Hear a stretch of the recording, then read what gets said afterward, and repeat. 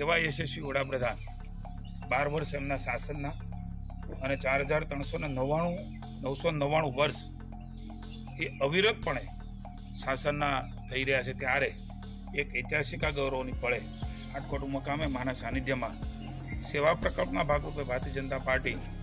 આદરણીય નીતિન નવીનજીના માર્ગદર્શન નીચે, જગદીશભાઈ વિશ્વકર્માના પ્રદેશ પ્રમુખના માર્ગદર્શન નીચે, મુખ્યમંત્રી શ્રી ભૂપેન્દ્રભાઈ, યશસ્વી વડાપ્રધાન અને ગૃહમંત્રી અમિતભાઈ શાહ વગેરેના માર્ગદર્શન નીચે સમગ્ર રાજ્યમાં આ પ્રકારના આજે સ્વચ્છતાનો કાર્યક્રમ, મોદી સાહેબે સ્વચ્છતા હી સેવા, સ્વચ્છતાને એક આંદોલન બનાવ્યું છે, જન આંદોલન, અને જનતાએ સ્વીકાર્યું છે. ત્યારે ભારતીય જનતા પાર્ટીના તમામ કાર્યકર્તાઓ એ આજે અલગ અલગ સ્થળો ઉપર સ્વચ્છતા માટેનું કામ કરી રહ્યા છે. આ કામ પ્રતિકાત્મક હશે, પણ આપણા જીવનનો ભાગ બને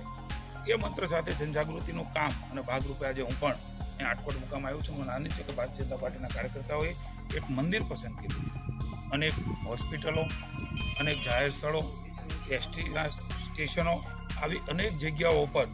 આ એક જનજાગૃતિના ભાગરૂપે આજે સ્વચ્છતાનું મહાઅભિયાન એ માનનીય મોદી સાહેબના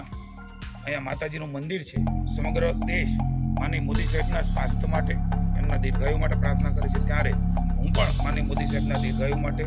એના સારા સ્વાસ્થ્ય માટે અને લાંબા ચિરકાળ સુધી દેશની સેવા કરે એવી મા ભગવતી અને ભગવાન મહાદેવ એમને બળ